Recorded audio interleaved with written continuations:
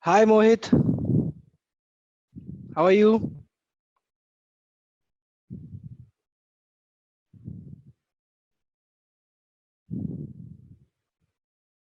Okay. Hi, hi Sakshi. Hi Shri. I'm also good, Mohit.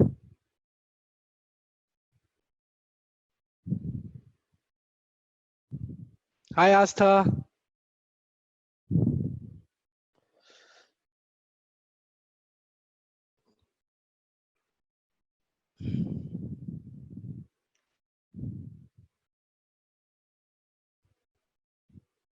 Same here, Astha.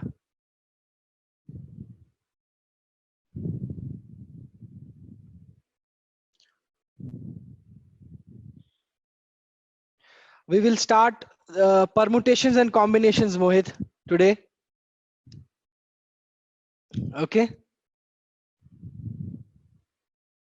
That's very interesting chapter that has a lot of weightage in JE. So let everyone come. After that, we'll begin. Sakshi, yeah, might have the ID might have changed. Okay, you will get the information. Don't worry. From the next time. Okay.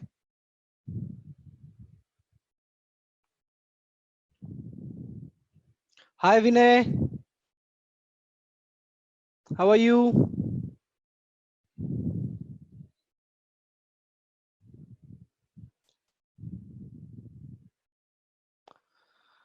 Okay guys, so today we'll be starting the first chapter, that is permutations and combinations. Okay, so guys, you all know that this is very important chapter. I had also discussed in the previous lectures, if you would have attended that. This is one of the most important topics in JE. Okay.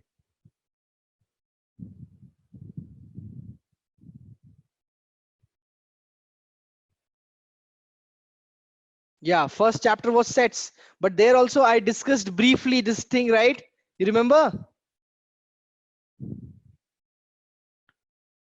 Yeah, so there also I briefly discussed it. Yeah, that Goa thing. Okay, today also we'll discuss this chapter in depth. Okay,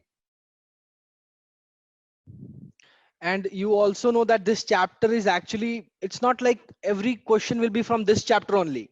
This chapter will be mixed with sets, as we discussed. This chapter might be mixed with your calculus. It can be mixed with your conic sections. Each and every chapter, this permutation is like a very good, what you can call it, सबसे मिल जाता है, सबसे सब chapter से मिल जाता है, और इसमें क्वेश्चंस जो होते हैं, मिक्स प्रॉब्लम्स बहुत सारे बनते हैं इस वाले चैप्टर से.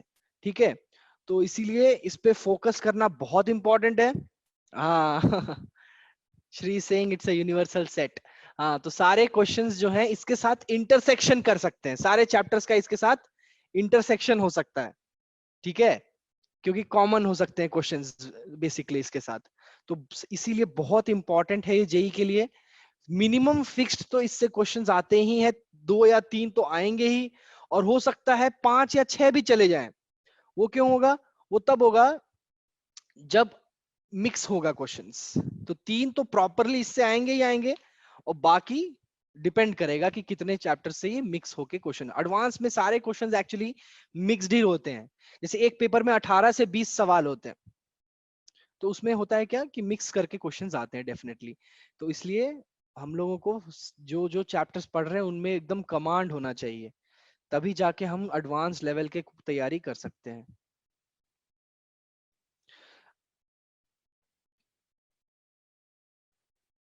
No Shri, chapter 1 is not permutation combination. Chapter 1 तो हमारा सेट थियरी था, बट हम लोग स्टार्ट कर रहे हैं एक्चुअल अपने क्लासेस इससे, क्योंकि इसका भी बहुत ही इंपॉर्टेंट रोल है इन ऑर्डर टू डेवलप. हाँ हाँ, हमारा क्लास में ये पहला चैप्टर, डेफिनेटली हमारा ये जो क्लास है उसमें ये सबसे पहला चैप्टर है. इसमें किसी भी चीज का प्री रिक्विजिट नहीं होता है. जैसे क्या है, बाकी चीजों में क्या है कि कुछ ना कुछ आना चाहिए.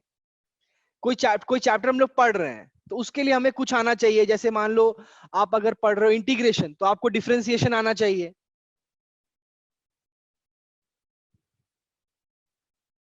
नहीं नहीं, चैप्टर्स अलग नहीं रहेंगे, ये आपके कोर्स, आप लोग के एनसीईआरटी का ही चैप्टर है, बट सीक्वेंस थोड़ा इधर उधर हो सकता है, क्योंकि एक्चुअली एनसीईआरटी में क्या है ना, प्रॉपरली जो डिस्ट्रीब्यूशन है चैप्टर्स का वो नहीं हुआ है। हाँ, सीक्वेंस चेंज हो सकता है। उसमें क्या होगा कि जैसे कि मैं आपको पढ़ा रहा हूं सेट, अब सेट के क्वेश्चन में आ गया ट्रिग्नोमेट्री। यस यस, हाँ सही में Sakshi, that's the correct point which you have mentioned. हाँ, जैसे हाँ सही है। तो ये क्या होता है कि जैसे हम लोग पढ़ रहे हैं सेट थियरी, उसमें घुसा दिया परमुटेशन कॉम्बिनेशन, उसमें घुसा दिया ट्रिग्नोमेट्री, तो हम लोग ऐसा सीक्वेंस फॉलो करेंगे कि जिसमें हमें कोई प्री रिक्विजिट ना लगे, और अगर लगे तो वो हमने ऑलरेडी पढ़ा हुआ है। इसीलिए जेई का तैयारी हम लोग ऐसे तरह से हम लोग प्रिपेयर करवाते हैं, ताकि किसी को कोई डिफिकल्टी ना हो कोई भी चैप्टर समझने में। सो गाइस, अपना गोल बताओ यार सब लोग, मैंने तो पूछा ही नहीं आप लोगों से, क्या बनना चाहते हो, कौन सी इंजीनियरिंग करना चाहते हो, क्या आप लोग के एस्पिरेशन, एक एक करके आप लोग प्लीज बताइए, मैं आपको हेल्प करूंगा उसके रिगार्डिंग।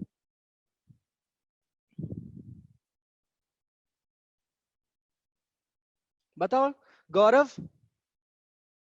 मोहित, साक्षी, श्री, एक एक करके आप लोग बताओ अपना गोल्स क्या क्या है, क्या करना चाहते हो, कौन सा इंजीनियरिंग आप लोग जाना चाहते हो, कौन सा कॉलेज जाना चाहते हो। ओ वेरी गुड मोहित, आईआईटी खड़गपुर से आप माइनिंग इंजीनियरिंग करना चाह रहे हो, वेरी नाइस। माइनिंग में काफी इंटरेस्ट है आपको, कोई आपका बैकग्राउंड में कोई माइनिंग इंजीनियरिंग किया हुआ है पहले से। Okay, so IIT Kharagpur is very good for mining, बहुत अच्छी चॉइस है आपकी। और मोस्टली आप अगर माइनिंग में ही इंजीनियरिंग करना चाह रहे हो तो आईएसएम धनबाद आपने सुना होगा। अच्छा, मरीन इंजीनियरिंग, अच्छा मरीन इंजीनियरिंग साक्षी, माइनिंग जो है आईएसएम धनबाद का नाम सुना होगा आपने, इंडियन स्कूल ऑफ माइंस, अभी उसको आईआईटी का दर्जा मिल गया है। ओ हो, तो आईएसएम क्यों नहीं जाना चाहते हो, आईएसएम तो बहुत ही बढ़िया है। आईएसएम जो है अब उसको आईआईटी का टैग भी मिल गया है। साक्षी, ठीक है, साक्षी बोल रही है कि मेरे जस्ट घर के पीछे है IIT Dhanbad. Okay, so very nice Sakshi, मतलब आप धनबाद से हो, गुड। श्री का है कि कंप्यूटर साइंस में ड्यूअल डिग्री करना चाहते हैं, आईआईटी मद्रास, खड़गपुर या Bombay, very nice, but very nice choice Shri, क्योंकि कंप्यूटर साइंस का आज के जमाने में देखोगे तो बहुत ज्यादा स्कोप है in India as well as in abroad. आप अगर कंप्यूटर साइंस अच्छे कॉलेज, अच्छे एनआईटी या आईआईटी से कर लेते हो, तो आपकी जो पैकेज लगती है ना कॉलेज में बहुत ही बढ़िया हो जाती है, बहुत अच्छा पैकेज लगता है। जैसे मेरे कॉलेज में जहां से मैंने किया एनआईटी नागपुर से, वहां पे the placements were like in crores. Okay, coding और हैकिंग अगर आपको पसंद है तो like that is very nice. every like you can concentrate on like artificial intelligence as well, अभी हम लोग का डाटा साइंस का बहुत स्कोप है, so that is also very good, you can go in that particular field। और साक्षी ने कहा है मुझे मरीन इंजीनियरिंग करना है। साक्षी, बट माइनिंग जरूर, आईआईटी धनबाद में सिर्फ और सिर्फ माइनिंग का क्लासेस नहीं होता है, उसमें अब बहुत सारे ब्रांचेस भी हैं, जो कि जैसे कि कंप्यूटर साइंस है, सिविल इंजीनियरिंग है। मेरीन इंजीनियरिंग के लिए आपको अगर करना है तो बेसिकली मुझे लगता है जितना कि कैलिकट में एक बहुत अच्छी यूनिवर्सिटी है, वो आपको काफी अच्छा स्कोप उसमें जाता है आपको मरीन इंजीनियरिंग में अगर आप करना चाहते हो तो। कैलिकट में उसका नाम नहीं याद आ रहा है, बट मैं आपको बताऊंगा, डेफिनेटली आप मेरे से कांटेक्ट कर सकते हो, मैं आपको अच्छे कॉलेजेस के लिए आपको मैं रेकमेंड कर सकता हूँ। हाँ,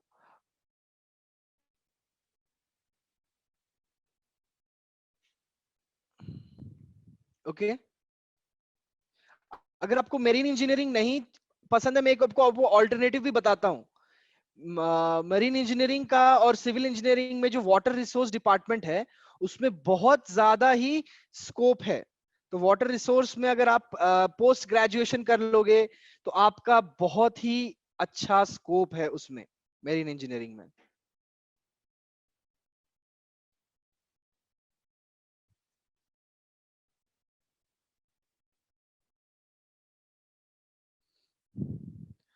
ओके, एनआईटी रौरकेला, मोहित बहुत ही बढ़िया कॉलेज है NIT Rourkela. Okay, NIT Rourkela जो है वो बेस्ट, मतलब one of the top NITs में आता है। और सबसे बेस्ट बात जो है एनआईटी रौरकेला की, उसकी ये बात है कि उसमें सारे आपको, आप अगर आप एमटेक भी करना चाहते हो और बहुत सारे ब्रांचेस हैं उसमें, तो इसका सबसे मोस्ट, एनआईटी रौरकेला की अगर आप बात करो तो उसमें क्या होता है कि इतने सारे ब्रांचेस हैं कि आप काफी कुछ देख सकते हो rather than your own thing. Aastha को बायोमेडिकल इंजीनियरिंग करना है, और जैसे ही मोहित ने नाम लिया एनआईटी रौरकेला का, और उसने, आस्था ने बोल दिया बायोमेडिकल इंजीनियरिंग। बायोमेडिकल इंजीनियरिंग आपको करना है तो Rourkela, NIT Rourkela is one of the best colleges in India. तो आपको जेई मेंस में अच्छा रैंक लाना है, आपको मिल जाएगा। और आईटी के लिए बोल रहे हैं, श्री की सबसे बेस्ट आईटी कौन सा होगा? नो, नन अदर देन, आपको अगर, अब मैं आपको सजेस्ट करूं, अगर आप आईटी करना चाहते हो तो व्हाई नॉट कंप्यूटर साइंस, क्योंकि आईटी जो है वो सबसेट है कंप्यूटर साइंस का। ठीक है, computer science and artificial intelligence, IT Bombay, obviously IT Bombay अभी का सबसे बेस्ट कॉलेज जा रहा है।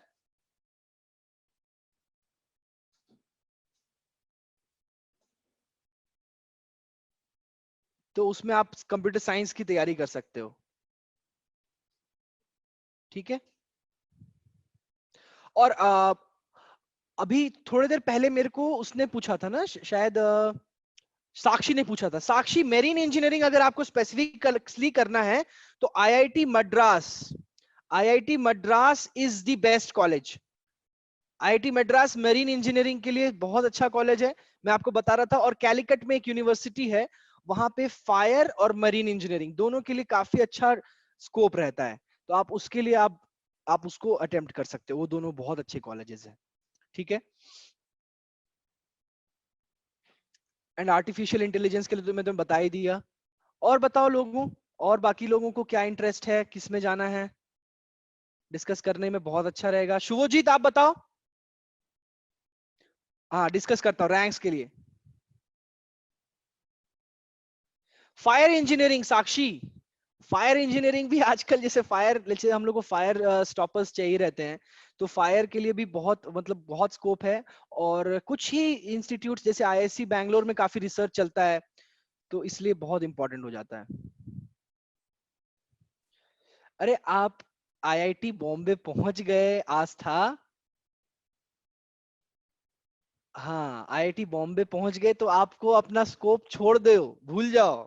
वहां पे आप चाहे कोई भी इंजीनियरिंग ले लो, बेस्ट है। कोई भी वहां पे विदाउट प्लेसमेंट नहीं जाता है, और सबकी अच्छी जॉब्स लगती हैं, तो आप भूल जाओ।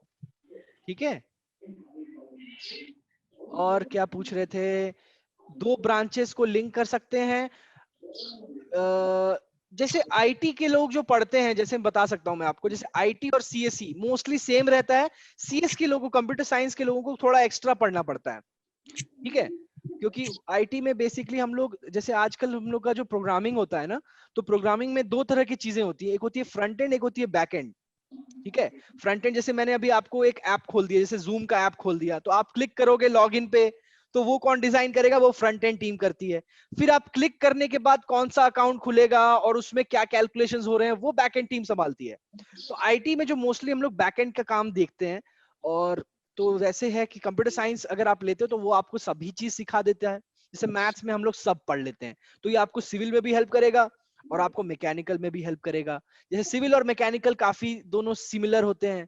प्रोडक्शन इंजीनियरिंग और मैकेनिकल तो ऑलमोस्ट ही सेम होते हैं। ठीक है, अब आते हैं, I want to do robotics.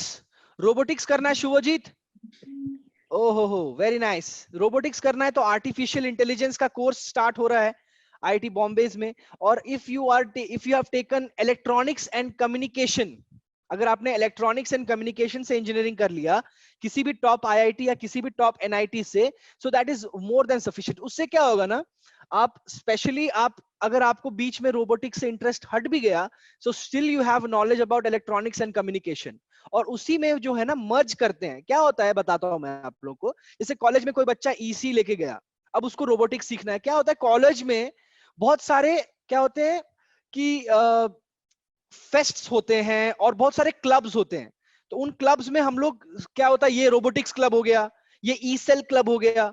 E cell club क्या करेगा, मैनेजमेंट की चीजें सिखाएगा। रोबोटिक्स क्लब क्या करेगा, आपको रोबोटिक्स में ट्रेन करेगा। उसमें फिर क्या होगा, कॉलेज में कंपटीशंस होंगे, फिर आप अपना इंटरेस्ट डेवलप करोगे। तो बस कॉलेज पहुंचने की देर है। हाँ, college societies, college clubs, that's what I am talking about. तो वहां पे क्या होता है ना, आप जितना चीजें में आप इंटरेस्ट दोगे, सब कुछ सीखोगे अगर आप अच्छे इंस्टीट्यूट में पहुंचते हो। तो अगर आप आईआईटीज और एनआईटीज या बिट्स पिलानी या BIT Mesra, these are top institutes of the country, अगर आप यहाँ पहुंचते हो तो आपको काफी एक्सपोजर मिलेगा। उसके लिए ही हम यहाँ पे आए हैं, हम लोग आईआईटी क्लियर करने आए हैं, हम लोग जेई मेंस क्लियर करने आए हैं, ठीक है। तो अगर हम लोगों का ये क्लियर हो जाता है तो डेफिनेटली गाइज बहुत स्कोप है, ठीक है। अच्छा, सीएस और आर्टिफिशियल इंटेलिजेंस, हाँ मैंने कहा ना, जैसे आपने कंप्यूटर साइंस लिया तो आपका वहां पे क्लब होगा, कॉलेज में ही क्लब होगा। तो आर्टिफिशियल इंटेलिजेंस वो सिखाएगा, कॉलेज में सेमिनार्स लगेंगे आपके आर्टिफिशियल इंटेलिजेंस के। बाहर से फॉरेन यूनिवर्सिटीज से लोग आएंगे, आपको सिखाएंगे कि यार आर्टिफिशियल इंटेलिजेंस क्या होता है। आपको नॉलेज बढ़ेगी, आप रिसर्च करोगे, धीरे धीरे आप सीखोगे, बहुत सारा एक्सपोजर मिलेगा कॉलेज में आप जाओगे तो। जिसमें इंटरेस्ट है उसमें आपको एक्सेल करने का मौका मिलेगा। अब आते हैं रैंक पे। मोहित तब से रैंक रैंक रैंक कर रहा है, चलो रैंक की बात करते हैं। अब रैंक कितना चाहिए, देखो दोस्तों, कुल मिला के कंट्री में 20,000 सीट्स हैं, ठीक है। 20,000 सीट्स हैं टॉप कॉलेजेस के लिए, फाइन। अब 20,000 को आप अगर बाइफरकेट करो तो मान लो कि 8,000 सीट्स हैं आपके आईआईटीज के लिए और 12,000 सीट्स हैं आपके एनआईटीज के लिए, ऐसा मान लो, ठीक है। अगर आपको अपनी प्रिफर्ड ब्रांच चाहिए तो आपको जेई में 8,000, आईआईटी जेई एडवांस में 8,000 रैंक लाना पड़ेगा। अब मैं आपको अपना स्टोरी बताता हूं।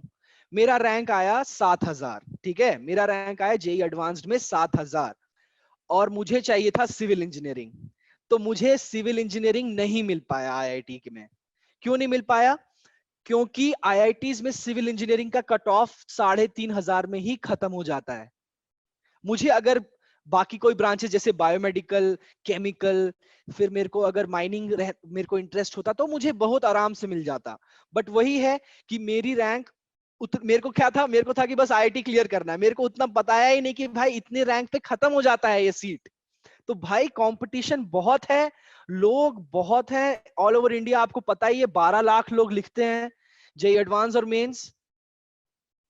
इसीलिए आपको कट ऑफ अगर हर एक, जैसे आपको सीएसई पढ़ना है, जैसे अभी श्री बोल रहे हैं मेरे को कंप्यूटर साइंस पढ़ना है, आपको पता भी है कंप्यूटर साइंस कितने पे खत्म हो जाता है। हर आईआईटी में 1,000 रैंक तक कंप्यूटर साइंस बंद हो जाता है। अगर आपकी रैंक 1000 नहीं आए आईआईटी में तो आपको नहीं मिलेगा कंप्यूटर साइंस, ठीक है। और अभी तो क्या हो गया, सीट्स बढ़ गए हैं थोड़े। कैसे बढ़ गए हैं, क्योंकि नए आईआईटीज खुल गए हैं, आईआईटी मंडी, आईआईटी रोपड़, आईआईटी भुवनेश्वर, आईआईटी पटना, ये सारे नए आईआईटीज हैं, ठीक है। तो इन सब में भी सीट्स हैं और ये भी अच्छे कॉलेजेस कॉलेजेस बट हम लोग प्रिफर करेंगे कि ओल्ड आईआईटीज में जाएं, ठीक है। प्रिफर करेंगे कि ओल्ड आईआईटीज में जाएं, क्योंकि उनका क्या है, रेपुटेड है, पहले से ही काफी चीजें, प्लेसमेंट्स भी काफी अच्छे हैं और कंपनीज भी काफी अच्छी आती है। पर ऐसा नहीं है कि नए आईआईटीज खराब है। अब आप बोलोगे कि पुराने आईआईटीज और नए आईआईटीज में क्या डिफरेंस है सर, तो ज्यादा डिफरेंस नहीं है।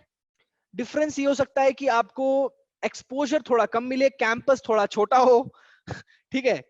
तो इस तरह के आपको डिफरेंसेस आ सकते हैं, बट मोर और लेस आईआईटी तो आईआईटी है भाई। अब आईआईटीज वर्सेस एनआईटीज की बात करें, चलो। तो अगर मैं आपको प्रिफर करूं कि भाई आईआईटीज वर्सेस एनआईटीज अगर आपको बात करना है, तो जैसे अगर आप पुराने आईआईटीज की बात कर रहे हो, ठीक है, तो पुराने आईआईटीज में डेफिनेटली जो आपके टॉप 7 आते हैं, ठीक है, मुंबई, दिल्ली, मद्रास, फिर आपका खड़गपुर, कानपुर, आईआईटी बीएचयू, आईआईएसएम धनबाद। हाँ, ऑब्वियसली आईआईटीज और एनआईटीज तो पता ही है ना difference. Indian institute of technology, ये इंडिया में 15 है। इंडिया में 15 आईआईटीज हैं, 7-8 पुराने और नए हैं 7, ठीक है, नए हो गए 7।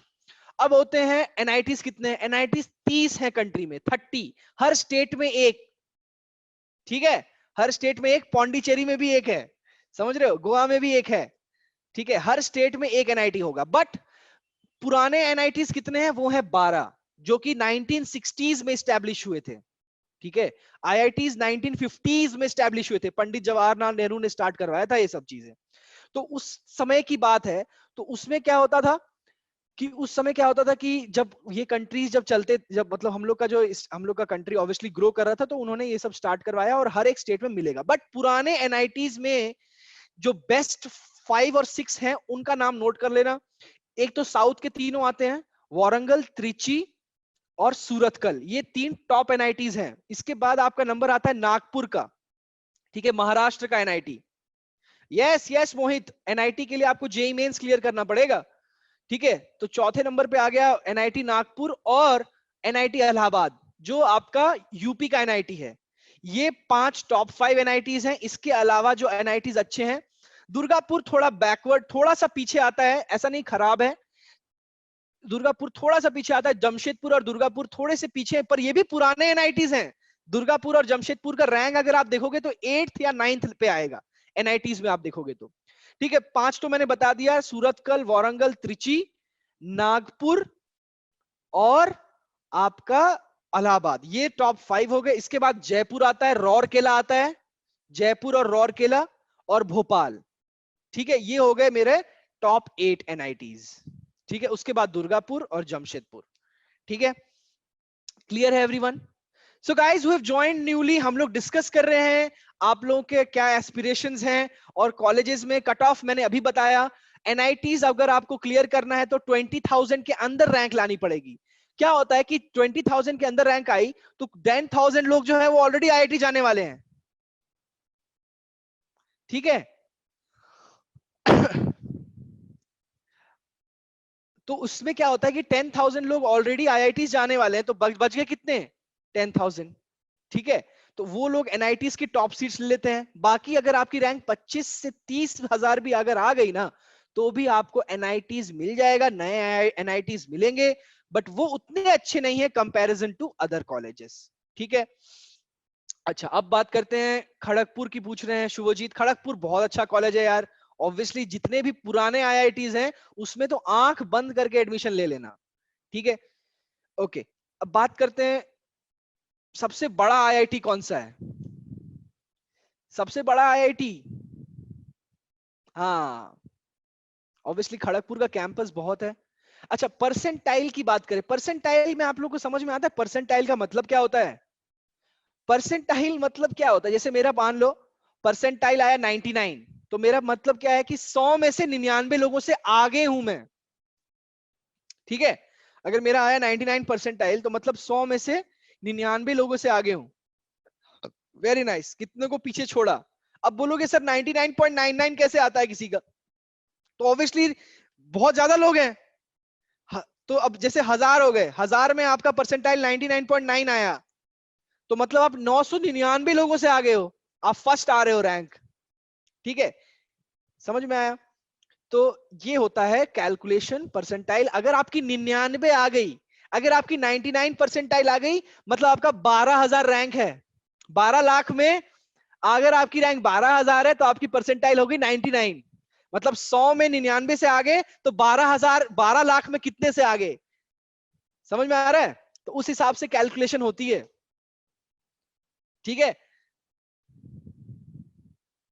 कैंपस देखो मैं बताता हूं, मेरा कैंपस जो था वो अराउंड 350 एकड़ का कैंपस था।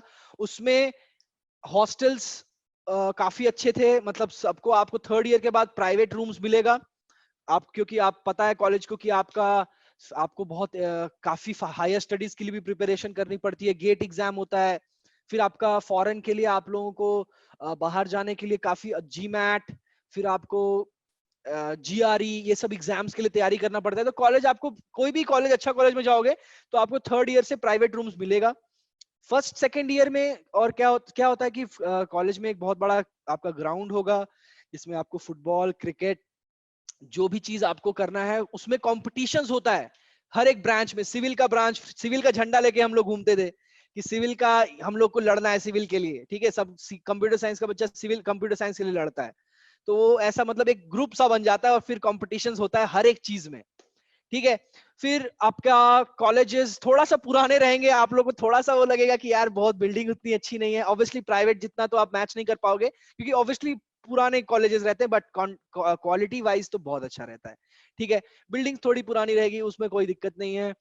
और बात करें कि टीचर्स फैकल्टीज काफी अच्छे रहते हैं, काफी उन लोगों का बंगलो वहीं रहता है, कैंपस के अंदर ही रहता है, और काफी हरियाली रहती है कॉलेज में, मतलब ग्रीनरी काफी ज्यादा है, पेड़ पौधे बहुत ज्यादा रहेंगे, ग्राउंड्स रहेंगे, स्विमिंग पूल हो सकता है। एनआईटी, अगर आप एनआईटी वारंगल जाओगे तो अंदर में स्टेशन है, लाइब्रेरी है, ठीक है, एक रेलवे स्टेशन तक है एनआईटी वारंगल। अगर जाते हो सूरतकल में जाओगे तो बगल में ही बीच है। तो ऐसा बहुत सारी चीजें आपको जानने को मिलेगा। अच्छा, अब आते हैं रैगिंग। रैगिंग तो होती थी हम लोग के टाइम पे, काफी होती थी। ठीक है, उससे थोड़ा घबराना मत। ठीक है, रैगिंग से घबराना मत, थोड़ा सा अपना बेफिक्र हो गए अगर आप, तब आपको बहुत ही अच्छा रहेगा। ठीक है, अभी शायद थोड़ा कम हो गया है, मेरे टाइम पे होती थी, काफी अच्छी होती थी, क्योंकि गवर्नमेंट कॉलेजेस है, गवर्नमेंट कॉलेजेस में आप एक्सपेक्ट कर सकते हो थोड़ा बहुत। ठीक है। अच्छा, कैसी होती थी वो बताऊंगा बाद में। ठीक है, अभी बहुत टाइम है उसके लिए। और बताओ, और कोई डाउट्स है दोस्तों? पवई में है ना, एक्चुअली आईआईटी बॉम्बे पवई में है, हीरा नंदानी जो सबसे बड़ी बिल्डिंग है वहां पे है, तो काफी अच्छा है वो जगह, अगर आप आईआईटी बॉम्बे में एडमिशन लेते हो तो। मार्क्स डिवीजन एक बार फिर से क्वेश्चन पूछना मोहित, क्या पूछना चाह रहे हो आप? अच्छा, आईआईटी में कितना चाहिए परसेंटेज एडमिशन के लिए? 50% अगर आप स्कोर करते हो तो बहुत अच्छा स्कोर होता है जेई एडवांस में। ठीक है, आपकी रैंक अंडर 10,000 तो डेफिनेटली आएगी। ठीक है।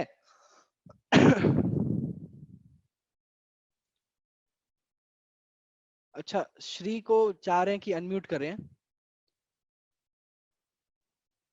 अच्छा चलो एक बार करते हैं। हेलो हाँ बोलो बोलो Shri. Sir, am I audible? Yeah tell me. Sir, best जो आईआईटी में कैंपस होता है उसमें मतलब बेस्ट फैसिलिटी क्या होती है? फैसिलिटीज जैसे कि लाइब्रेरी एंड इनके अलावा personal facilities. Personal as in what? Gym, gym होता है, जिम अच्छे क्वालिटी का जिम होता है। और क्या जानना चाहते हो, बताओ क्या नहीं होता है, पूछो, मैं बताता हूँ। Sir, hotels, cafe, swimming pools, all the हाँ थिंग, मतलब जो अपने टाउन्स में होते हैं एकदम मेट्रो सिटीज में, वो सब फैसिलिटीज होती हैं। हाँ, ऑब्वियसली अंदर ही आपके बहुत सारे रेस्टोरेंट्स होंगे, कैंटीन्स होगी, कॉलेज कैंटीन्स वगैरह होगी, और जितने भी आपको जैसे कहीं कहीं तो नेस्कैफे, मैकडोनल्ड्स ये भी होते हैं अंदर, और बैंक होता है अंदर। वाह। कॉलेज के अंदर बैंक होता है। मेरे कॉलेज के अंदर बड़ा, बहुत मतलब पूरे नागपुर का सबसे बड़ा बैंक था। और सर मतलब अपने कॉलेज में कितने परसेंट बनाने पड़ते हैं प्लेसमेंट के लिए, मतलब मिनिमम रिक्वायरमेंट? प्लेसमेंट के लिए क्या होता है ना, सीजीपीए, जैसे मैंने बताया ना परसेंटाइल। हम्म। परसेंटाइल क्या होता है, 100 में होता है ना। हाँ। 100 में आप कितने से आगे हो, उसमें क्या होता है सीजीपी होता है 10 में। तो 10 में कितने लोगों से आगे हो, ऐसा। तो अगर और आपको अगर मतलब आपका जनरली अगर आपका 60% है ना, तो आपका 6 सीजीपीए, मतलब इंटू 10 कर लो तो उतना हिसाब से आता है। और ओके। 70% अगर आप कॉलेज में रखोगे तो आप सभी कंपनीज के लिए प्लेसमेंट के लिए एलिजिबल हो जाते हो। सर, 70% बनाना इजी होता है कॉलेज में या मतलब थोड़ा बहुत मुश्किल है? आसान होता है, बहुत आसान होता है। जितना आप जेई में आप एफर्ट डाल रहे हो ना, हम्म। उसका 20% एफर्ट भी नहीं डालना रहता है, आराम से आ सीरियसली? जाए। सीरियसली बता रहा हूँ मैं। वाह। मैं मैंने कॉलेज में तो खुद बताऊं तो ज्यादा तैयारी नहीं की, बिल्कुल भी पढ़ाई नहीं की ज्यादातर। जो मेहनत किया था मैंने उस टाइम कर लिया था 11 ट्वेल्थ में, और मुझे पता था, मेरे को लोगों ने बताया था कि कॉलेज में सिर्फ मस्ती होती है, और अगर आप इस 2 साल मेहनत कर लो तो आपको कोई फिक्र करने की जरूरत नहीं है बाद में। ठीक है। सर, आपकी फ्रेशर्स पार्टी कैसी हुई थी, थोड़ा उसके बारे में बताइए ना। अरे वो सब बताऊंगा, मैं डेफिनेटली बताऊंगा, पर अभी ये सब चीजें ओके धीरे ओके। धीरे। ठीक है, okay. Sure. Thank fine. You sir. Okay okay guys, हाँ 65 करते हो तो हृदय आप टॉप 2000 में पहुंच जाओगे, आपको मनचाहा कॉलेज, मनचाहा ब्रांच मिल जाएगा। Okay guys, fine. चलो गाइस स्टार्ट करें अब। डिस्कशंस काफी हो गए, मैं आपको बीच में गाइड करते रहूंगा। ठीक है, अब स्टार्ट करते हैं हम लोग का परमुटेशंस एंड कॉम्बिनेशंस चैप्टर को। ठीक है दोस्तों, तो पहले बता देता हूं इसका वेटेज कितना है। इसका वेटेज कितना है,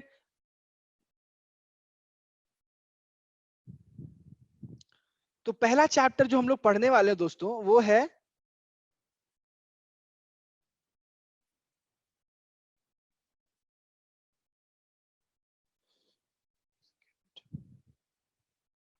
एक सेकेंड।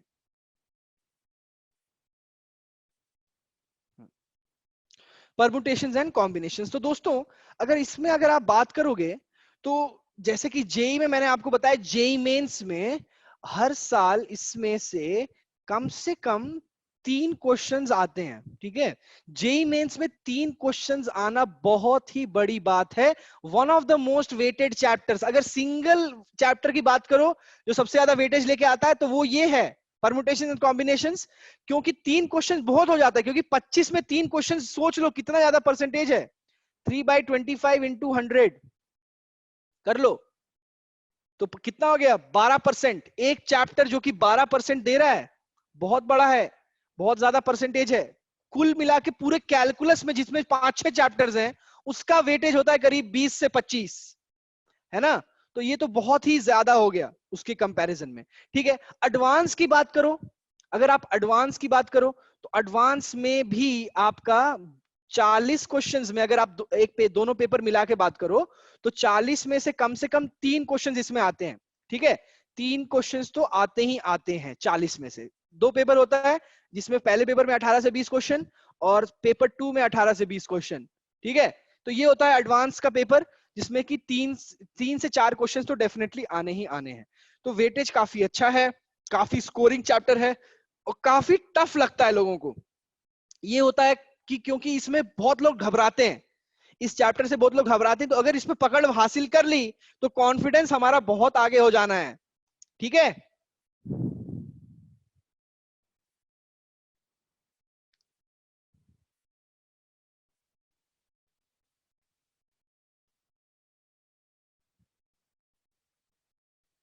हाँ हाँ, सही बोला, आपके आपके पापा ने बहुत सही बोला कि इस चैप्टर में आप चेक नहीं कर पाओगे, क्योंकि मैम, क्योंकि क्या होता है कि कैसे चेक कब कर पाते हैं, जैसे आपको मैंने एक इक्वेशन दे दी, ठीक है। मान लो मैंने आपको एक इक्वेशन दे दी,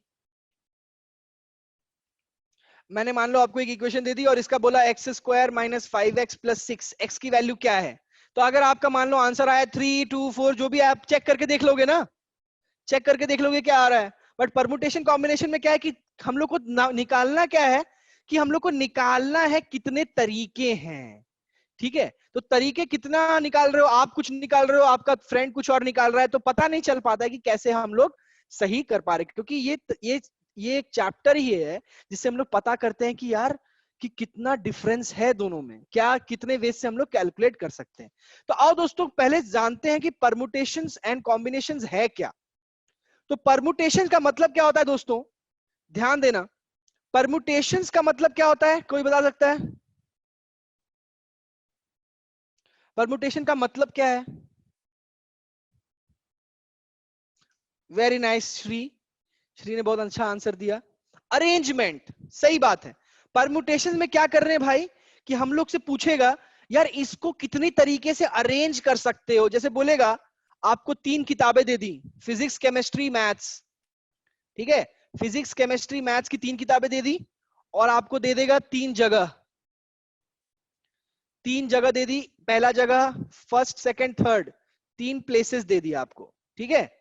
अब बोलेगा कितने वे से अरेंज कर सकते हो। तो अरेंजमेंट की बात करते हैं, अभी सॉल्व नहीं करेंगे, बता रहा हूं कि आपको हो क्या रहा है। यहां पे क्या बात कर रहे हैं हम लोग परमुटेशंस में, अरेंजमेंट की। और कॉम्बिनेशन में क्या करते हैं हम लोग, किस चीज की बात करेंगे दोस्तों, बताओ। कॉम्बिनेशंस का क्या मतलब होता है?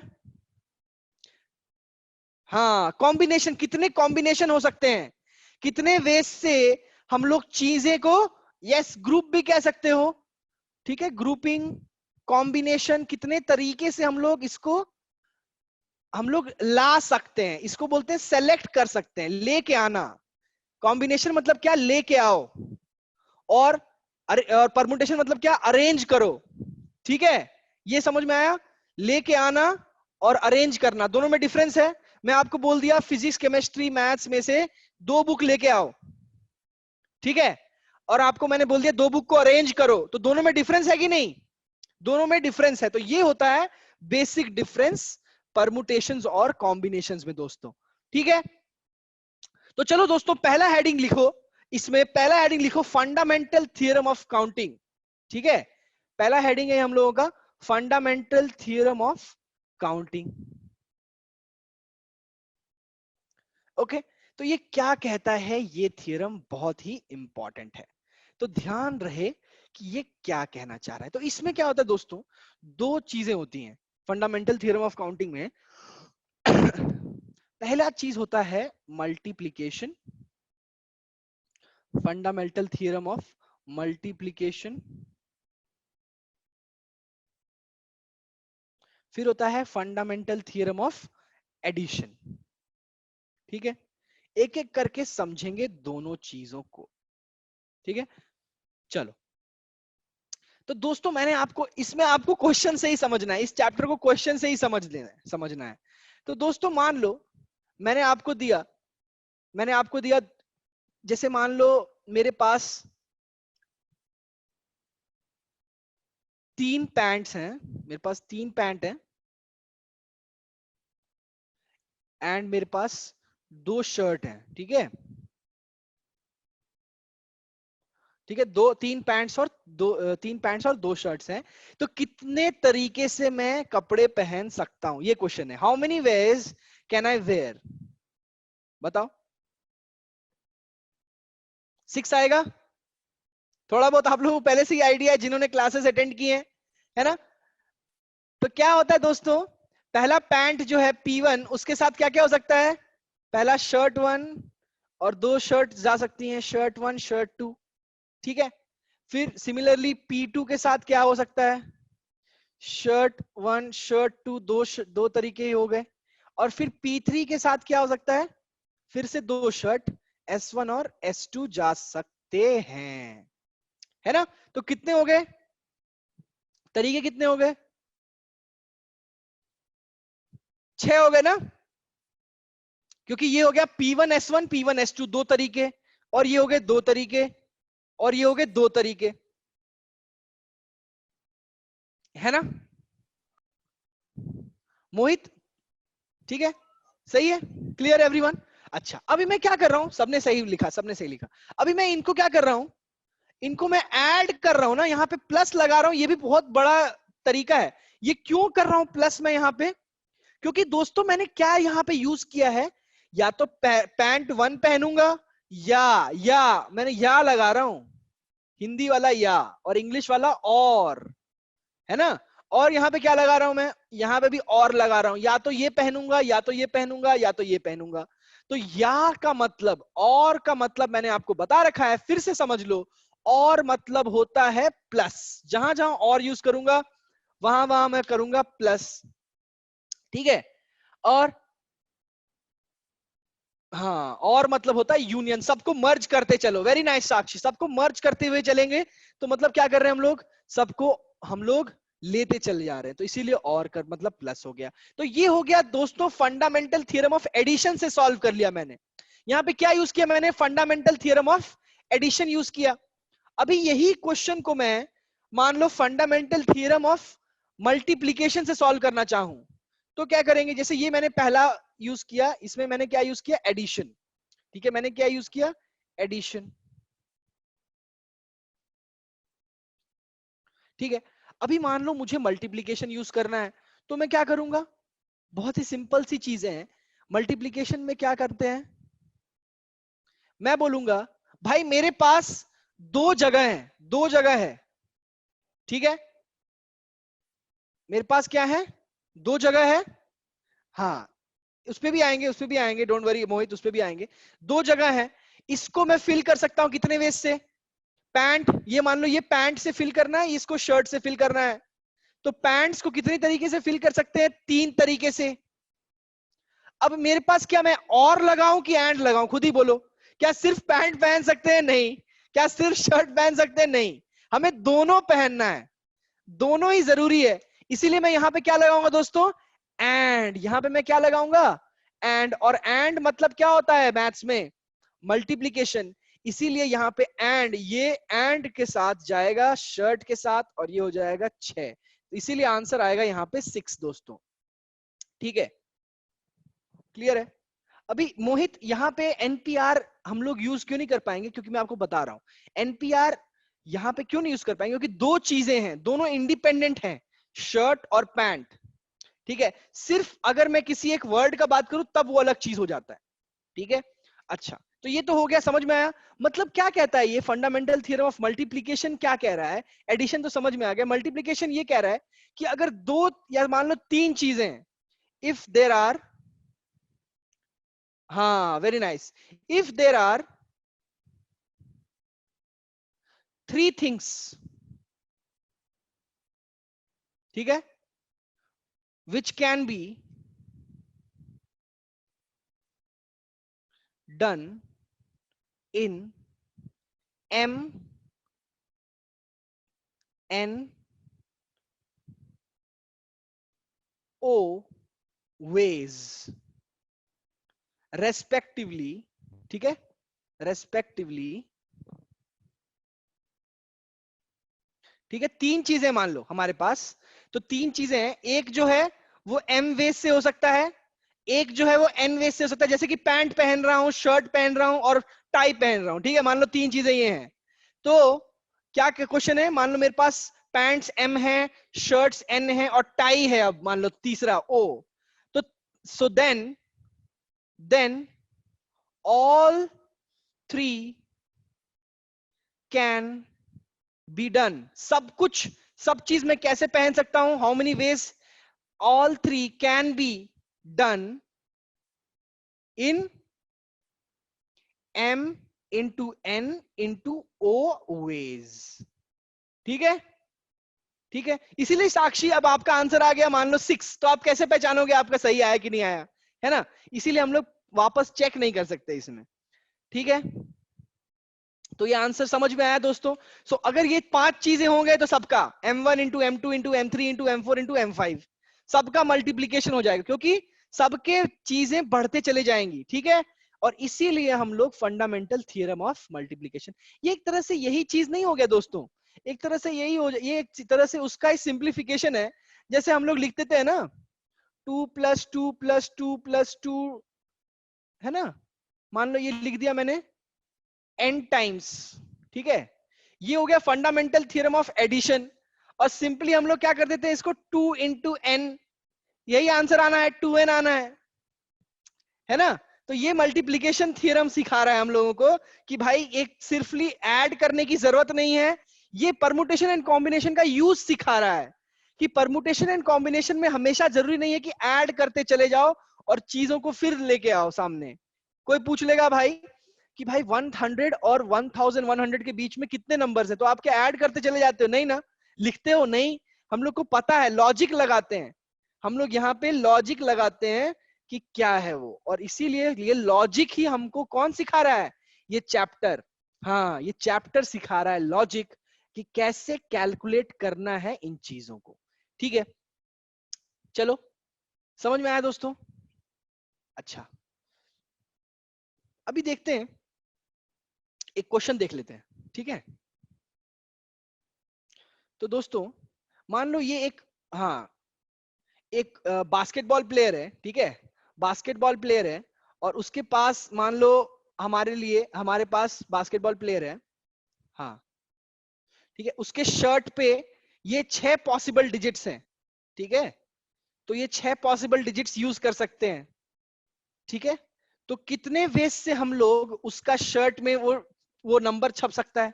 जैसे सचिन तेंदुलकर यूज करता था ना 10, हाँ सचिन तेंदुलकर का क्या यूज कर सकता, या 10 यूज करता था, वैसे ही हम लोग को कितने वेज से ये चीज यूज कर सकते हैं बताओ? Very nice. उसके प्लेयर के शर्ट के पीछे कितने वेज से हो सकता है? 36। बट हाँ ये कब हो रहा है दोस्तों? जब हम लोग रिपीट कर सकते हैं ना, नंबर्स को रिपीट कर सकते हैं, हाँ वेरी नाइस। क्यों हो सकता है ये? क्योंकि नंबर्स जो है ये इस वाले प्लेस में हम लोग कितने वेज से फिल कर सकते हैं? हमारे पास कितने ऑप्शन है? 1 2 3 4 5 6, 6 ऑप्शन है। और दूसरे के लिए भी हमारे पास कितना ऑप्शन है? 6। तो हमारा आंसर हो जाएगा 36 वेज, ठीक है। तो शर्ट्स की डिजिट कितने वेज से फिल कर सकते हैं? 36 वेज से हम लोग फिल कर सकते हैं। फाइन। अच्छा अगर मैं आपसे पूछूं कि यार नहीं मुझे ना दोनों नंबर सेम नहीं चाहिए, मेरे ज्योतिषी ने बोला है कि दोनों नंबर सेम नहीं रखना है, तब कितना आंसर आएगा दोस्तों? ये तो आएगा जब रिपीट कर सकते हैं।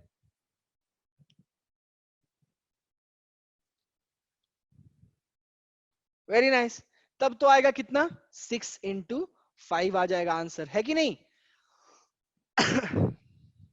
हम्म, हाँ वेरी नाइस। वो 6 चीजों को माइनस कर दो, या डायरेक्टली कह सकते हैं पहले वाले को मान लो 6 तरीके से भर सकते हैं, और दूसरे वाले में एक तो निकल गया हाथ से, तो बचा 5, तो 6 इंटू 5 30 वेज से हो जाएगा दूसरा शर्ट का नंबर।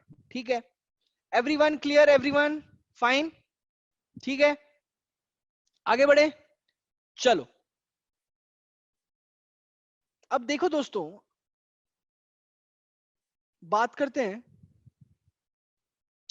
हमारा एक क्वेश्चन है, मान लो मैंने लिया कि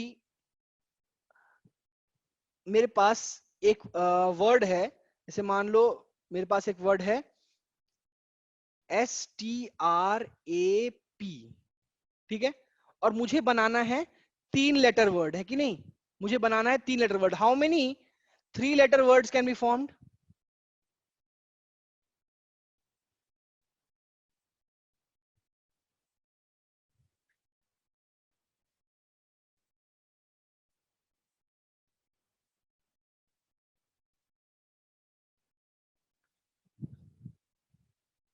three letter words from STRAP। Shri ने आंसर दिया है 60। सही, श्री का आंसर सही है। प्राइवेटली आंसर करो मोहित, सब लोग, ठीक है, अगली बार से याद रखना प्राइवेटली आंसर करना, ठीक है। अशिति, सियर, आस्था आप भी देखो। पहला ये फिल करने के लिए मैंने देखो 3 लेटर वर्ड्स जो बोला, ठीक है, ऑब्वियसली मुझे क्या करना है, यहाँ पे क्या बोलते, यहाँ पे ऑब्वियसली जब भी कुछ मेंशन नहीं करेगा, मतलब आपको क्या मानना चलना है कि रिपीटिशन जो है वो अलाउड नहीं है, रिपीटिशन जो है वो इज नॉट अलाउड, ठीक है। अगर कुछ मेंशन नहीं करता है तो मान के चलना कि रिपीटिशन अलाउड नहीं है। अगर रिपीटिशन अलाउ करेगा तो स्पेशली लिखेगा रिपीटिशन इज अलाउड, ठीक है। तो जनरली हम लोग को ये सोच के चलना है कि रिपीटिशन अलाउड नहीं है। तो दोस्तों पहला लेटर हम लोग कितने वेज से फिल कर सकते हैं? ऑब्वियसली 5 वेज से, है कि नहीं? पहला लेटर हम लोग कितने वेज से फिल कर सकते हैं? 5। एंड सेकेंड वन, हाउ के many ways can I fill this? एक तो चला गया 4। आस्था समझ में आ रहा है? अशिति आर यू गेटिंग? एक तो चला गया, फिर अब एक और कितना बचा? 3। तो ये कितना हो गया? 5 इंटू 4 इंटू 3। तो answer will be how much? 20 into 3, 60 ways we can do it. Okay. So Ashiti, what we do is, see here, Astha, हम लोग एक फैक्टोरियल वर्ड डिफाइन करते हैं। मैंने बताया था आप लोगों को, जिन लोगों को नहीं आया हम लोग वापस से सब लोग करेंगे, कोई दिक्कत नहीं है, ठीक है। ऋषभ देखो ध्यान से सुनो, मैंने क्या बताया था अभी, मैंने आपको थोड़ी देर पहले ऋषभ मैंने बताया था कि and means what Rishabh? And means what? Tell me. Multiplication, है ना? And means multiplication. Yes, Rishabh. Yeah, abhi just now I told you.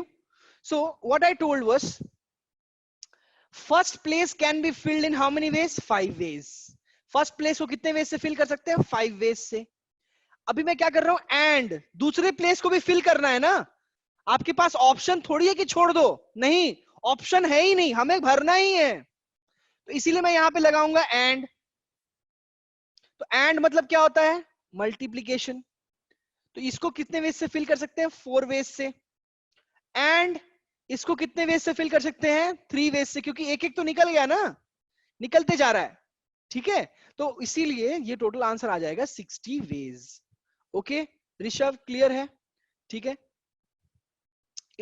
कुछ एग्जांपल्स ले सकते हैं, जैसे कुछ ऐसा हो गया STR एक होगा, फिर TRA कुछ होगा, फिर APS होगा, ऐसे बहुत सारे होंगे। समझ में आ रहा है ऋषभ आपको? क्लियर है? तो ऐसे 60 words you can form, 3 letter words. Okay चलो, तो अब बढ़ते हैं आगे। गाइस कोई भी डाउट होगा प्लीज कमेंट करो, दैट नहीं, जैसे ऋषभ ने किया है, कमेंट करके मेरे को स्टॉप करो, बिकॉज हर चीज क्लियर करके आगे बढ़ना है हमें, बिल्कुल भी दिक्कत नहीं आनी चाहिए, ठीक है। चलो दोस्तों आगे बढ़ते हैं। अभी मान लो मेरे को इसको सयान आपको नहीं समझ में आया, अच्छा अच्छा ठीक है, very nice.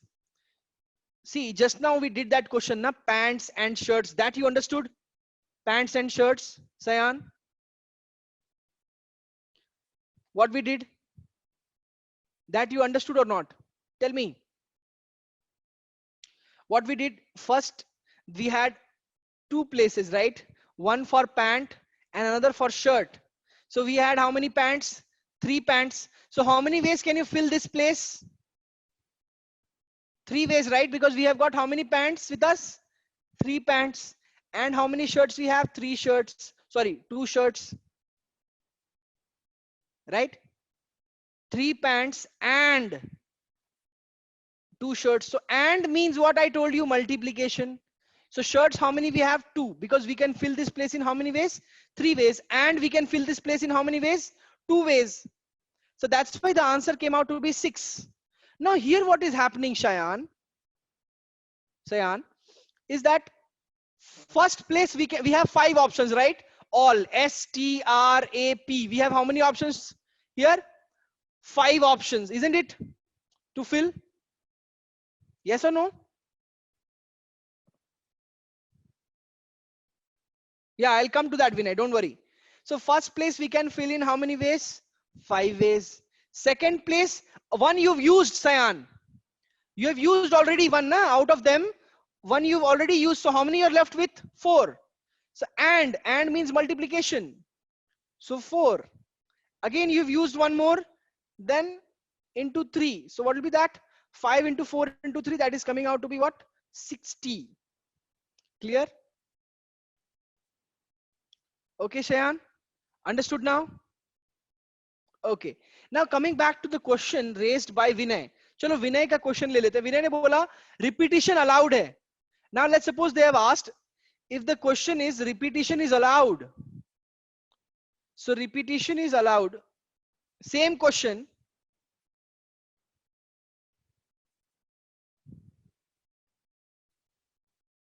The question is repetition is allowed. So again we have how many places, guys? We have got this only STRAP. So we've got again 3 places to fill. Okay guys, so 3 places to fill है. तो कैसे करेंगे?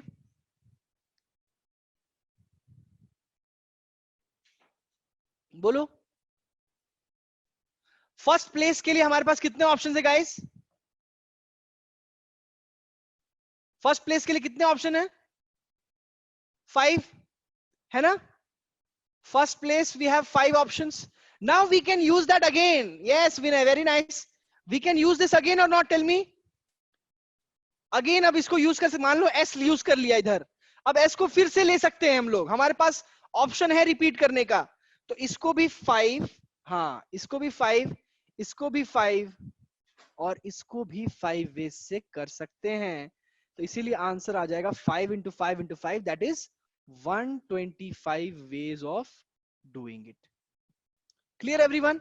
तो repetition allowed हो गया, तो 125 veg से हम लोग कर सकते. खुद सोचो, अभी ऑब्वियसली बढ़ेगा ना, प्रोबेबिलिटी बढ़ेगी कि नहीं बढ़ेगी?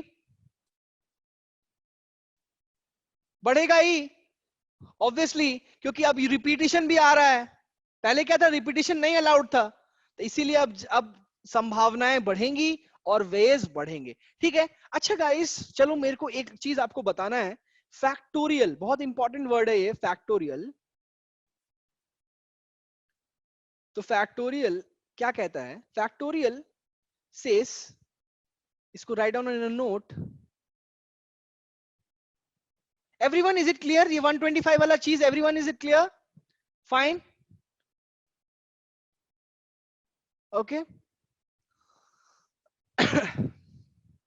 सो गाइस, फैक्टोरियल क्या होता है?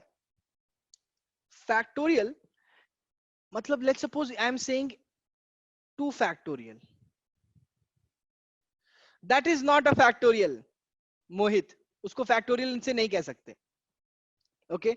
उसको फैक्टोरियल से रिप्रेजेंट नहीं कर सकते। जैसे कि मान लो मैंने कहा 2 फैक्टोरियल, सो 2 फैक्टोरियल मतलब होता है 2 into 1. If I say let's suppose 3 factorial, that means yes 2 into 3 into 2 into 1.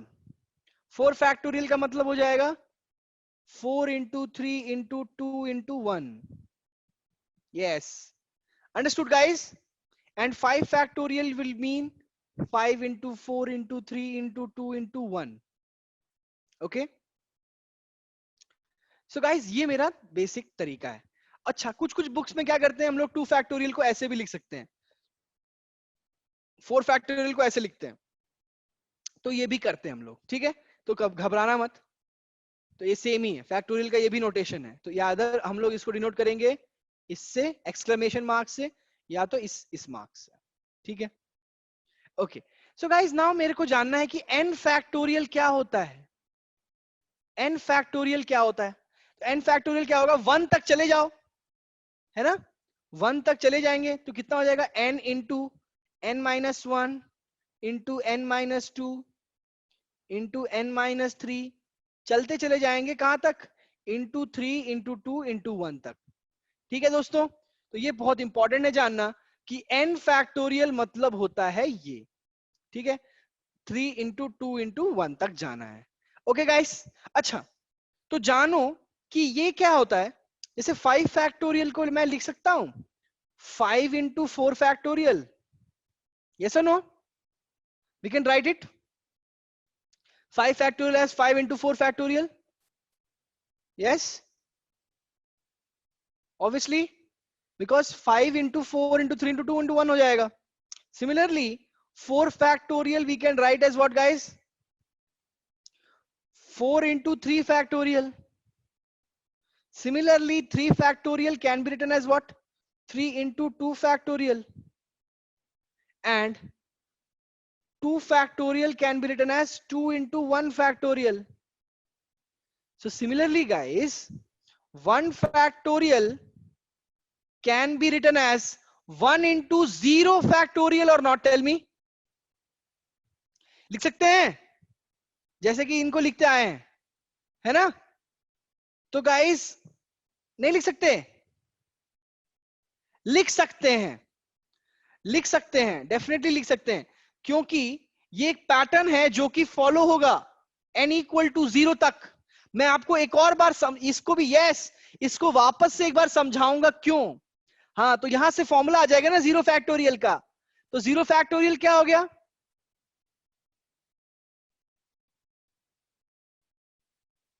Zero factorial is equal to 1 factorial by 1।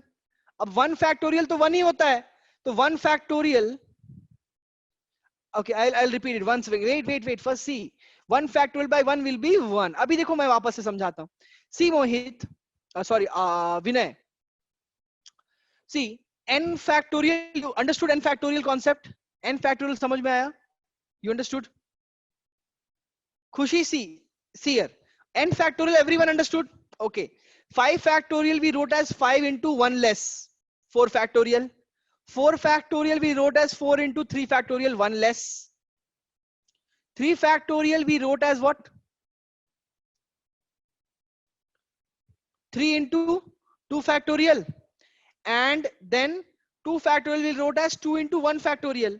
तो इसी तरीके से Khushi and Vinay, try to understand, 1 factorial को क्या 1 into 1 लेस नहीं लिख सकता, 1 into 1 less 0 factorial, so from there we will get 0 factorial is equals to 1 factorial by 1, that 1 factorial तो 1 ही होगा, डिवाइड बाय 1 करेंगे तो 1 ही आएगा। तो guys 0 factorial is also 1, 1 factorial is also 1। Understood खुशी? खुशी समझ में आया आपको? अभी समझ में आया? यस। अच्छा, अब ही नहीं क्लियर है तो भी एक और बाद में हम लोग और तरीके से समझेंगे, डेफिनेटली आगे और अच्छे से समझ में आएगा। नहीं समझ में, ठीक है, वैसे अभी तक भी समझ में आ जाना चाहिए, और भी बहुत सारी चीजों से हम लोग समझने की कोशिश करेंगे। अच्छा दोस्तों, चलो वापस से आते हैं उस क्वेश्चन में। मैंने आपको बताया था 5 into 4 into 3, जो आंसर आया था मेरा, हेलो, क्या आया था, इस STRAP, तो इसका आंसर कितने में से 3 लेटर वर्ड आया था, 4 into 3 आ गया था, है ना, तो जो कि आ गया था 60। तो गाइज मेरे को इसको ऐसे 60 लिखना नहीं है, मुझे फैक्टोरियल के टर्म्स में लिखना है। तो क्या करूंगा मैं, 5 into 4 into 3, है ना। हाँ, अभी मैं क्या करूंगा, इसको पूरा फैक्टोरियल बनाना है, तो क्या करेंगे दोस्तों, इंटू 2 कर देंगे, इंटू 1 कर देंगे, डिवाइड बाई 2 into 1 कर दूंगा, सही है, सेम चीज बताओ, मैंने 2 into 1 से मल्टीप्लाई किया और 2 into 1 से डिवाइड कर दिया, कोई दिक्कत है इसको किसी है क्या, सही है ना, 2 into 1 से मल्टीप्लाई किया, 2 into 1 से डिवाइड कर दिया, कोई दिक्कत, क्लियर, सही है। अच्छा, अभी मैं इसको 5 into 4 into 3 into 2 into 1 को, can I write it 5 factorial, हाँ, yes, can I write it, yes, very well. अच्छा, can I write 2 into 1 as 2 factorial, yes, so guys what is this, this has become 5 factorial by 2 factorial। अच्छा, तो question पे जाओ वापस से, question क्या था, we had what, 5 letters and we had how many, and 3 places, right, हमें क्या करना था, 5 letters को 3 places में अरेंज करना था, है ना, यही तो क्वेश्चन था, how many ways can we do it, right, यही क्वेश्चन था।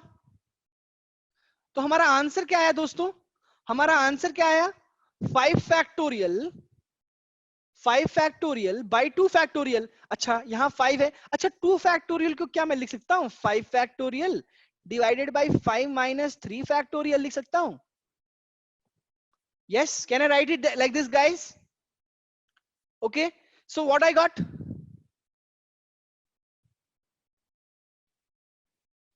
हाँ, तो क्या आया दोस्तों, हमारे पास ऑब्जेक्ट्स थे 5, तो क्या आंसर आया, 5 फैक्टोरियल बाई 5 माइनस 3 फैक्टोरियल, मतलब ऑब्जेक्ट माइनस प्लेसेस फैक्टोरियल, ऐसा हो गया, है कि नहीं।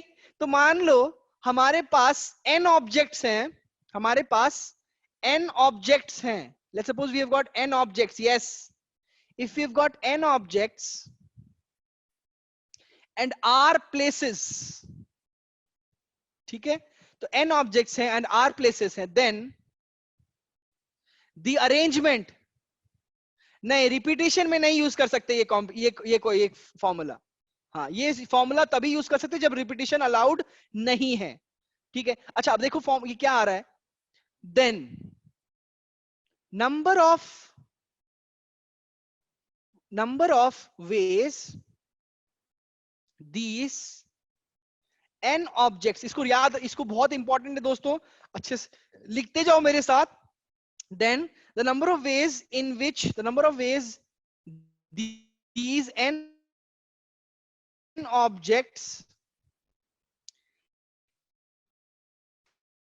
can be arranged, can be arranged in r places is, कितना था, n फैक्टोरियल, 5 फैक्टोरियल आया था, डिवाइड बाय व्हाट, 5 माइनस 3, मतलब n माइनस r फैक्टोरियल, समझ में आया दोस्तों। अगर हमारे पास n ऑब्जेक्ट्स हैं और r प्लेसेस हैं, तो हम लोग कितने वेज में अरेंजमेंट कर सकते हैं, n factorial divided by n minus r factorial veg can do the arrangements. Okay guys, clear है सबको, क्लियर है everyone, everyone is it clear, खुशी, विनय, साक्षी, सयान, okay everyone is it clear, okay, so guys इसी का दूसरा नाम, इसी का दूसरा नाम है एनपीआर, ओके,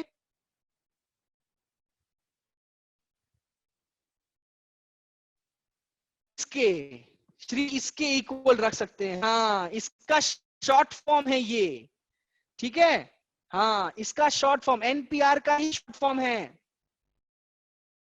ओके, एनपीआर का ही शॉर्ट फॉर्म है ये। Okay guys, if this is what we have, if directly अगर कोई क्वेश्चन में पूछे कि यार if you have n objects and r places to arrange, guys is the voice unclear? अभी आवाज आ रही है सबको क्लियरली? क्लियरली आवाज आ रही है? अभी आ रही है? क्लियर आ रही है सबको?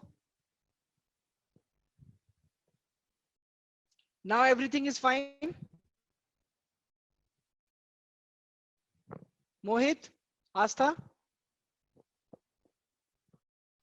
क्लियर आ रही है?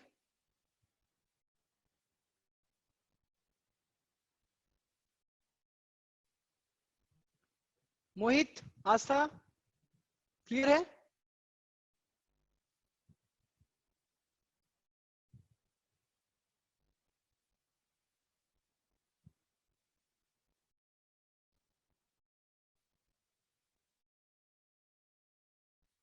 बोलो यार।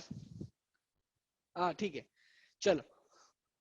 तो दोस्तों ये हो गया हम लोगों का शॉर्टकट मेथड डायरेक्टली लिखने का। अच्छा अच्छा, देखो मान लो अगर मेरे पास 3 ऑब्जेक्ट्स है, मान लो मेरे पास 3 ऑब्जेक्ट्स है, मान लो ये है पैन, एक वर्ड दिया पैन और 3 प्लेसेस ही दे दिया, 3 प्लेसेस दे दिया अरेंज करने के लिए, तो ऑब्जेक्ट्स भी 3 है, एन भी 3 है और प्लेसेस भी 3 है, तो क्या आंसर होगा दोस्तों? बताओ खुद, क्या आंसर आएगा? 1 आएगा?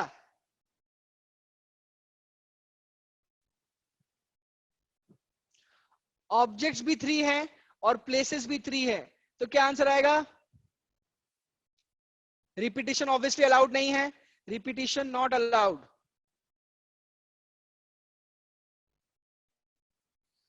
सिक्स ही आएगा, क्योंकि पहले प्लेस को कितने में से फिल कर सकते हैं? 3 इंटू 2 इंटू 1, है ना?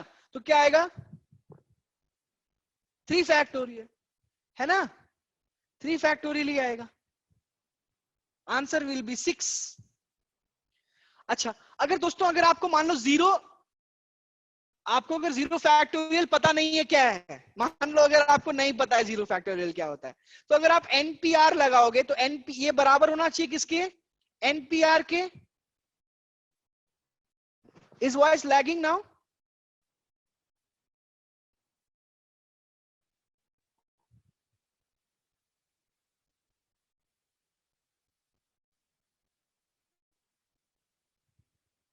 Okay,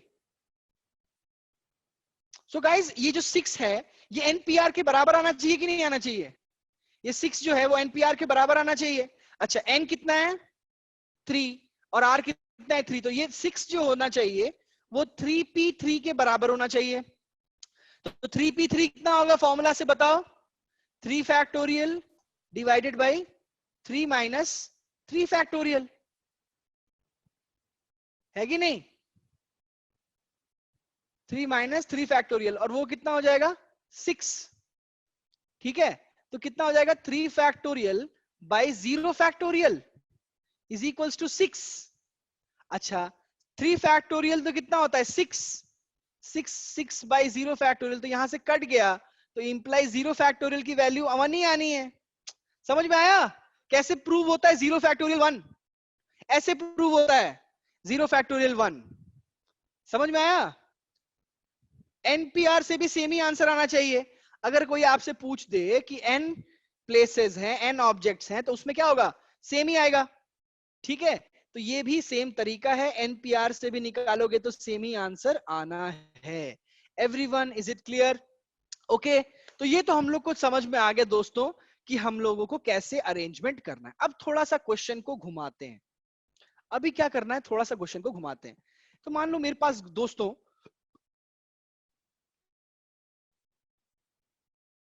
P means permutation, n things permutated with, हाँ, n things permutated with r places, ये होता है P का मतलब। एनपीआर में जो इसका मतलब होता है P means permutation, बाद में पढ़ेंगे एनसीआर, वो होता है कॉम्बिनेशन। ओके चलो गाइस, अभी मान लो मेरे पास आ गया ये वर्ड, जैसे मान लो जी ओ, और एल्स लेट्स राइट इट जी जी ओ। अब मुझे इसको अरेंज करना है जी जी ओ को, तो क्या करेंगे दोस्तों? कितने वेज से अरेंज कर सकते हैं? नहीं जी ओ गोवा नहीं, गोवा को कितने वेज से अरेंज कर सकते हैं? गोवा को तो अरेंज कर सकते हैं 3 फैक्टोरियल वेज से। अगर पूछे कि कितने वर्ड्स फॉर्म कर सकते हैं जीओए से, तो 6 ही आएगा, 3 फैक्टोरियल है ना, 3 इंटू 2 इंटू 1 कितना आ जाएगा 6। अभी वो क्वेश्चन नहीं है, क्वेश्चन है जीजीओ को कितने वेज में कर सकते हो? 3 प्लेसेस है हमारे पास, और ऑब्जेक्ट्स कितने हैं? 3 ही है, बट 2 रिपीट, एक जो है वो रिपीट कर रहा है, वो रिपीट। चलो पहले करके देखते हैं, 3 फैक्टोरियल आएगा, चलो देख लेते हैं करके, खुद लिख के देखते हैं क्या होगा। एक हो गया जी जी ओ, एक तो ये हो गया, फिर जी ओ जी, फिर ओ जी जी। और कुछ हो सकता है क्या दोस्तों? और कुछ हो सकता है? अगर बोलोगे ये सर ये जी को इधर ले जाओ, ये जी को इधर ले आओ, तो सेम ही आना है। इसमें बोलोगे सर इस जी को इधर ले जाओ, इस जी को इधर ले जाओ, तो फिर भी सेम ही आना है। इसमें बोलोगे सर इस जी को इधर, तो वो भी सेम ही आएगा। तो डिफरेंट कितने आए? डिफरेंट कितने आए? 3 आए ना, तो आंसर कितना होगा? 3। आंसर कितना आएगा दोस्तों? 3 आएगा। अच्छा, अब इसका तरीका क्या है दोस्तों? क्या हो रहा है, मान लो पहले आप लोग गलती कर दो और गलती को सुधारो, गलती करके गलती सुधारनी रहती है। तो मान लो पहले कि ये दोनों जी डिफरेंट है, तो मान लो पहले ये 2 जी डिफरेंट है, तो कितना हुआ हम लोगों का आंसर? कितना आया? अगर मान लो डिफरेंट मान लिया दोनों को, तो कितना आंसर आना चाहिए था? 3 इंटू 2 इंटू 1 है ना, तो 6 आना चाहिए था। पर हमने गलती कर दी। क्या गलती कर दी? गलती ये की कि जी दोनों को सेम मान लिया, है ना। तो क्या हो रहा है, हमारे आंसर कितने हो रहे हैं? दुगुने हो रहे हैं ना, क्योंकि एक लेटर को क्या हुआ, 2 माना। एक लेटर को जो है हमने 2 डिफरेंट मान लिया, है कि नहीं? तो डबल हो रहा है इसका, ये इसके 2 आंसर आ रहे हैं, इसके 2 आंसर आ रहे हैं, इसके 2 आंसर आ रहे हैं, इसके 2 आंसर आ रहे हैं, तो क्या हो रहा है? डबल हो रहा है। क्या हो रहा है दोस्तों? डबल हो रहा है कि नहीं? है कि नहीं? समझ में आ रहा है दोस्तों? डबल हो रहा है ना, 2 आ रहे हैं, इसके 2 आ रहे हैं, इसके 2 आ रहे हैं। तो डबल को ठीक करने के लिए क्या करना चाहिए? डबल को ठीक करने के लिए क्या करना चाहिए? डिवाइड, है कि नहीं? डबल को ठीक करने के लिए क्या करना चाहिए? पहले बताओ ना इसका आंसर मोहित, समझ में आया? अगर जीजीओ है, कितना आंसर आ रहा है? सब कुछ दुगुने हो रहे हैं। वो क्यों किया हमने? क्यों दुगुने आए? क्योंकि क्योंकि क्या हो रहा है, डबल हो रहा है। तो डबल को ठीक करने के लिए क्या करेंगे? बाई 2। तो बाई 2, तो आंसर कितना आया? 3। समझ में आया दोस्तों? आंसर क्यों आया 3? अभी मैं इसका एक मेथड भी बताऊंगा, समझ में आ जाएगा आप लोगों को। अच्छा, मान लो मेरा होता क्वेश्चन, मान लो मेरा क्वेश्चन होता कि यार जी जी जी ओ, हाँ जी जी जी ओ, अब क्या करते? अभी मान लो सबको डिफरेंट मान लिया, सबको डिफरेंट मान लिया, तो कितना आंसर आना चाहिए था? 4 इंटू 3 इंटू 2 इंटू 1। अब हमें अपनी गलती सुधारनी पड़ेगी, तो डिवाइड करना पड़ेगा। तो खुद सोचो, हाँ खुद सोचो कि दोस्तों कितने से डिवाइड करना चाहिए? खुद सोचो। 3 से?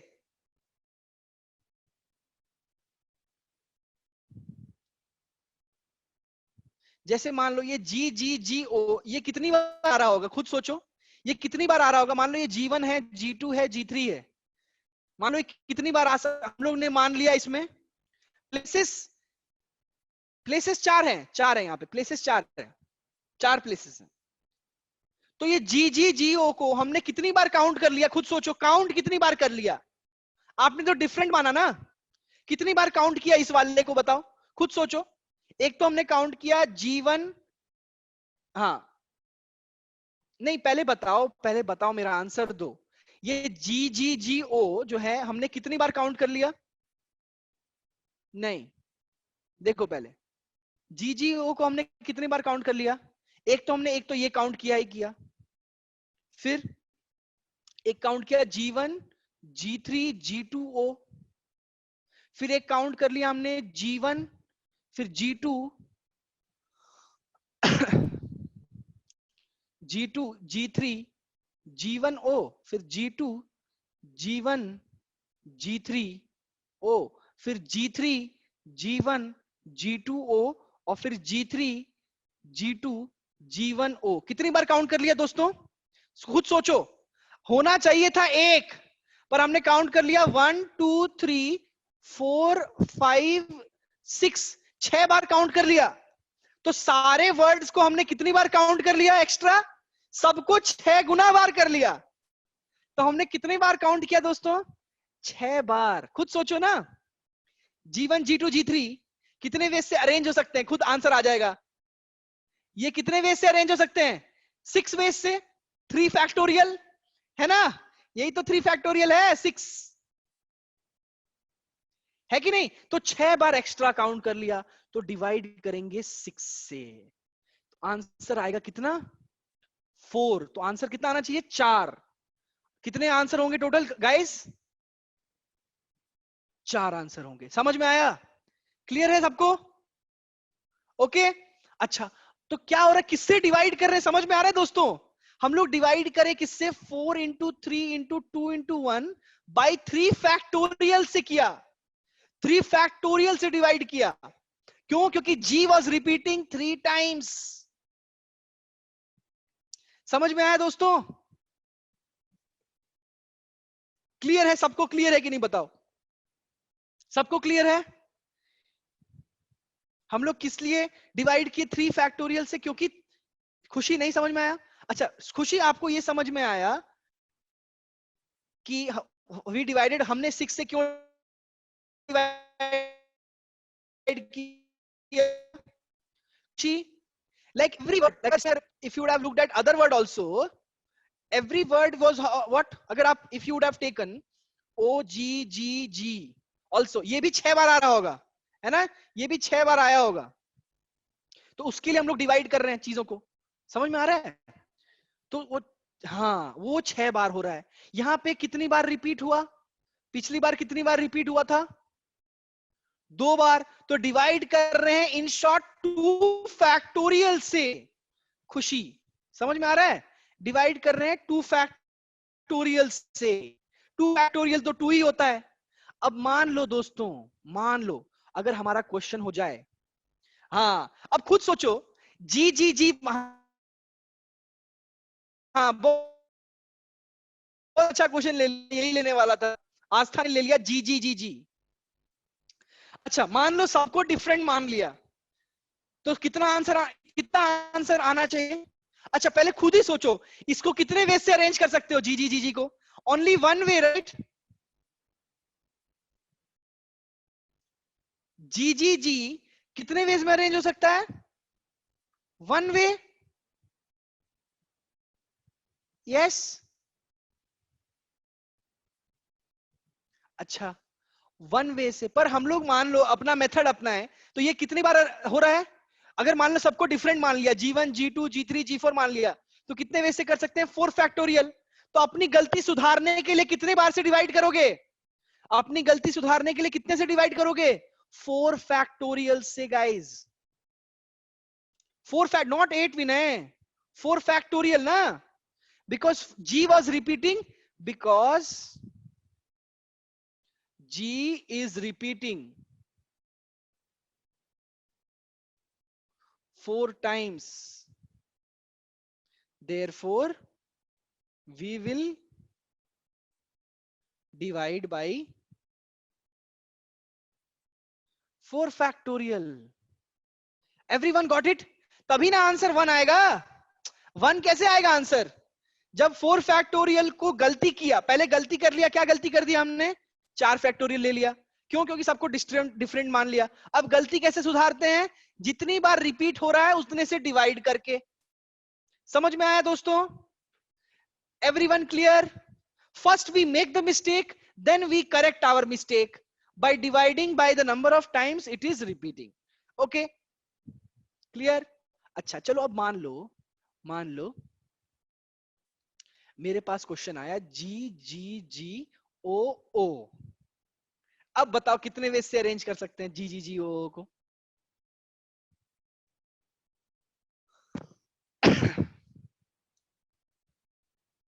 कोई बता सकता है?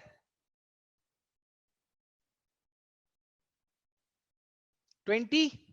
No, give me in factorial. Answer in factorial.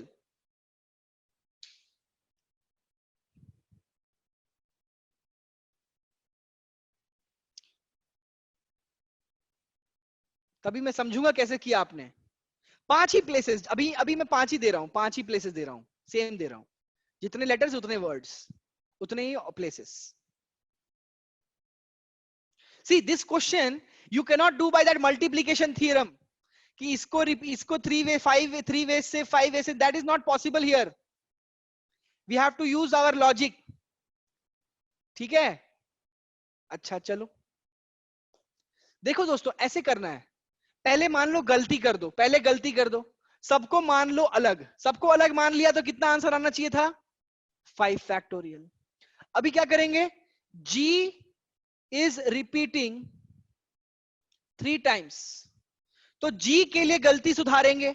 G के लिए गलती सुधारेंगे कितने बार? कितने बार से डिवाइड करेंगे? 3 फैक्टोरियल से।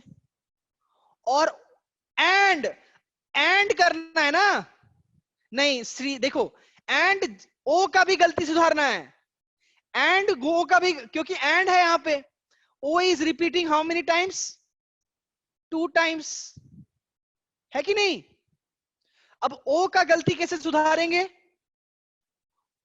एंड 2 फैक्टोरियल करके। यस, ओ भी तो रिपीट कर रहा है। तो एंड मतलब क्या होता है दोस्तों? Multiplication. I have told you again and again, 3 factorial into 2 factorial, है ना? समझ में आया? क्लियर है? Everyone understood? क्लियर? आस्था, विनय, श्री, मोहित, एवरीवन, खुशी, सायन, क्लियर? ओके, तो आंसर कितना आ जाएगा? सॉल्व भी कर लो। 5 फैक्टोरियल इंटू कितना आ रहा है?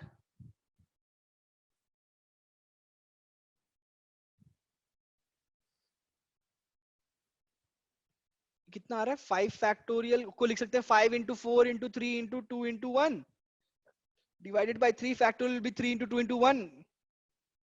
तो ये 2 इंटू 1 2 इंटू 1 कट गया, 3 3 जा कट गया, 2 10 वेज गाइस। आप लोग आप लोग करके भी देख सकते हो, खुद सॉल्व भी कर लो। आप खुद देखोगे कि 10 ही वेज हो सकते हैं जिसमें हम लोग इसको अरेंज कर सकते हैं। क्या हुआ श्री?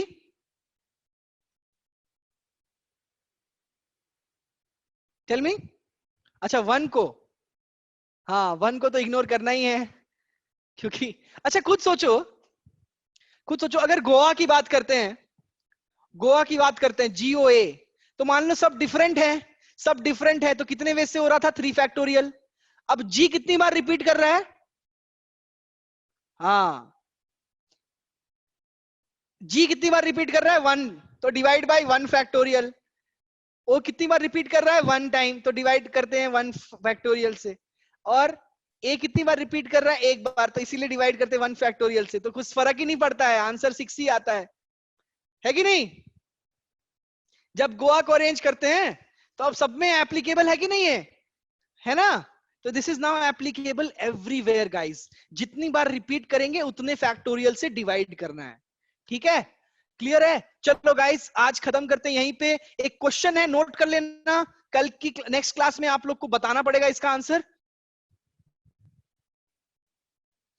हाँ वो तो लिख सकते हैं, उसका कोई दिक्कत नहीं है, बट उसका लॉजिक भी होना चाहिए ना, 0 फैक्टोरियल क्यों लिख रहे हैं, जब NPR लगा रहे हैं तब लिख सकते हैं। अच्छा चलो दोस्तों, ये आपका क्वेश्चन है, मिसिसिपी, मिसिसिपी को कितने वेज में अरेंज कर सकते हैं, ये आपका क्वेश्चन है। नेक्स्ट क्लास में आप लोगों को करके लाना है, ठीक है। MISSIPPI, मिसिसिपी के वर्ड्स कितने वेज में अरेंज हो सकते हैं, ये आपका क्वेश्चन है। ओके गाइस, चलो मिलते हैं नेक्स्ट क्लास में। That's all for today. Okay, places उतने ही हैं। अगर मैंने क्वेश्चन लिख दिया मिसिसिपी को कितने वेज में अरेंज कर सकते हैं, so automatically n is equal to r, है ना, n बराबर r हो जाएगा। Places and objects are same. I have asked what, how many veg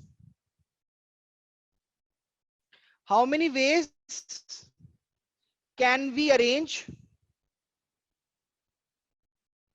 this word Mississippi? Okay,